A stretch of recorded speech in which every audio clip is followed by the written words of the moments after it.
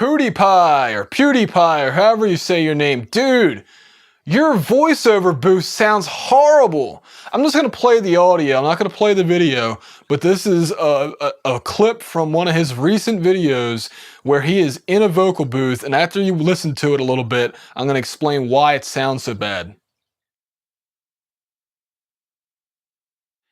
If you go to the clip, which I'll link to in the video description so you can see it, he has done what I made the mistake of doing. Now I didn't do the construction, but I didn't know at the time it was a bad idea to do this.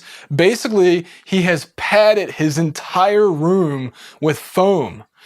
Markiplier, who's another popular YouTuber, has done the same thing. Both of their vocal booths sound like muddy garbage, and these guys are making a ton of money where money is no obstacle to getting good quality audio.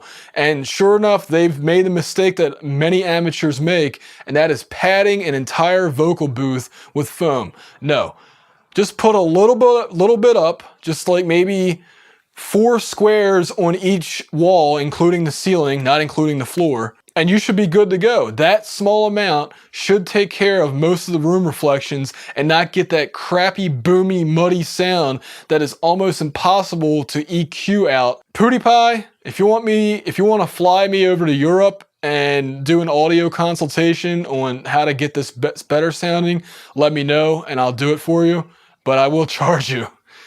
This is actually, no, I won't charge you. I will do it for free as long as you shout out realhomerecording.com on a video. This has been Adam for realhomerecording.com.